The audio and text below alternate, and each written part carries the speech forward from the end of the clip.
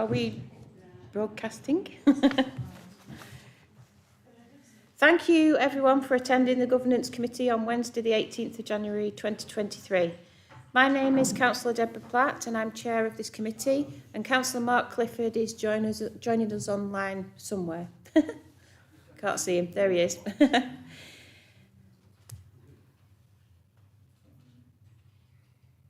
Oh, hello, Chair. Hi Mark. Please note that this meeting is being live streamed on YouTube.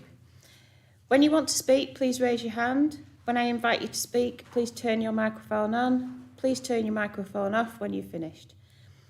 If the technology fails, we'll adjourn the meeting and try to resolve it. If not, we'll have to call a new date and time for the meeting.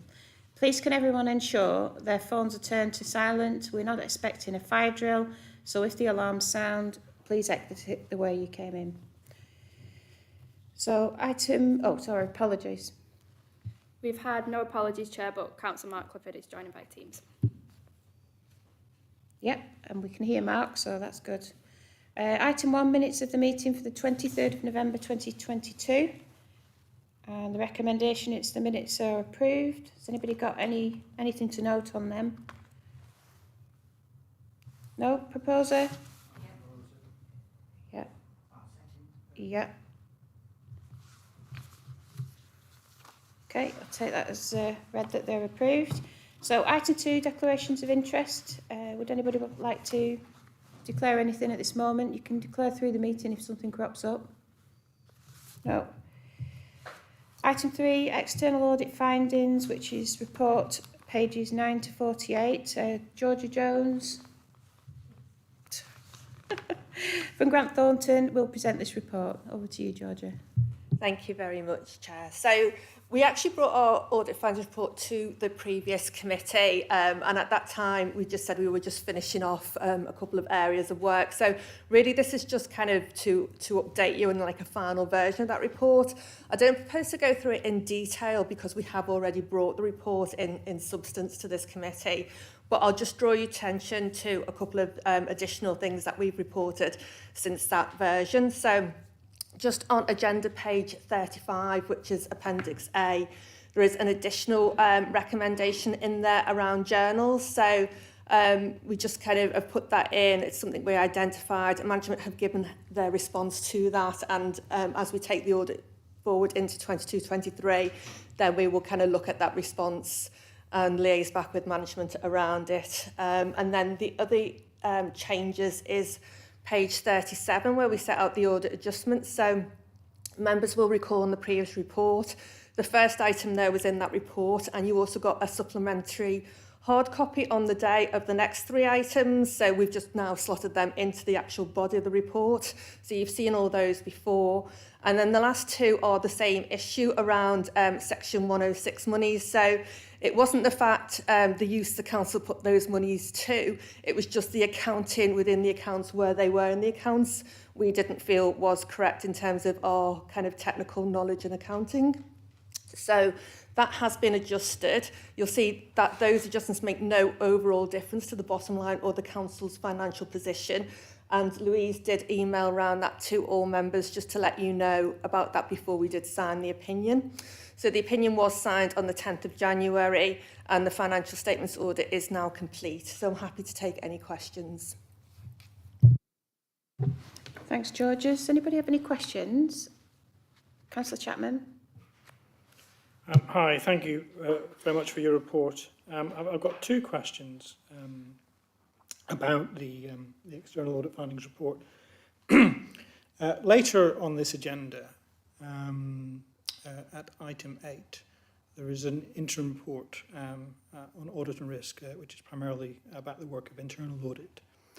I have to say that having 13 years experience as a local government officer and 6 on a couple of different councils as a member, it is quite the most critical report that I have come across. I confess that other people may well have had a rougher ride than me, but that's my experience. And I wondered whether that report had been available and able to inform your audit findings? And separately, given that some of those reports seem to have implications for value for money, and given that your value for money work is not yet complete, whether those reports will inform that assessment in due course.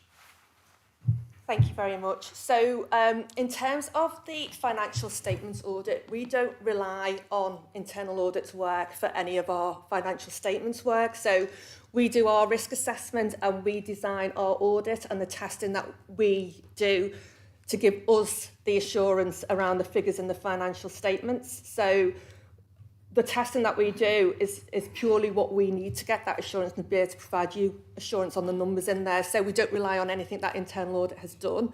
What we do is take into account internal audit's work when we do our risk assessment. So obviously kind of this is at 31st of December 22. So that would fall into the 22-23 audit work. So certainly as we do our risk assessment with 22-23, we will take into account those findings. And what we do is if there's, for example, around controls, I will kind of discuss with the team if it was a certain area of the accounts, do we need to actually extend our testing, higher our risk, do extra sample testing? Do we need to we don't routinely do testing of controls, but do we actually need to look at the testing of controls? So we will kind of take that into account for 22-23. And again, our value for money work for both 21-22 is in progress at the moment. So any information that comes to our attention before that value for money work is complete will be looked at and will be taken into account. And again, although this is 22-23, because that value for money work is ongoing and does look forward to some extent, we will kind of look at that, and if we think something needs reporting or highlighting or we need to make recommendations ourselves, then we will do that in our value for money work.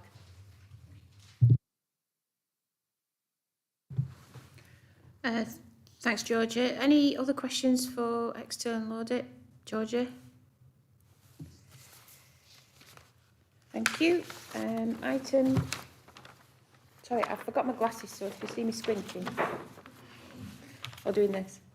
So item 4 is the annual governance statement management actions update, pages 49 to 52. I've got Chris Moister, Director of Governance, for this one. Over to you, Chris. Thank you, Chair. Yes, members will recall that they approved the annual governance statement in around May of last year. And within there were some governance improvements identified and some management actions identified to enable those improvements. This report is simply an update on progress of the implementation of those actions. It's an in-year report. There'll be a comprehensive update provided to members in the next annual governance statement.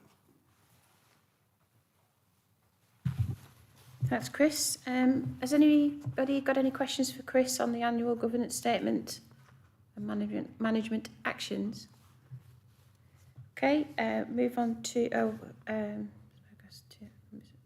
so we're just noting that report. Yep. Sorry, did I need to note the previous report? I missed that. I'm sure Nina will have put in the minutes that it was noted. Yeah. So we've noted the external audit findings and we're noting the annual governance statement management actions. So item 5 is the RIPA application update from the monitoring officer. Chris. Thank you, Chair. Yes, I can confirm there have been no RIPA authorisations requested or authorised in the last quarter. Okay, we'll note that too. Item 6 is the work programme, and that's pages 53 to 54. If anybody's got any information or questions about the work programme? Nope. Okay, we'll note that also. So item 7 is the exclusion of press and public, and members are asked to consider the exclusion of the press and public for the following item of business on the grounds that it involves the likely disclosure of exempt information as defined in paragraph 1 of part 1 of Schedule 12A of the Local Government Act 1972. Can I have a proposal for that, please? Councillor Chapman. Thank you, Chair.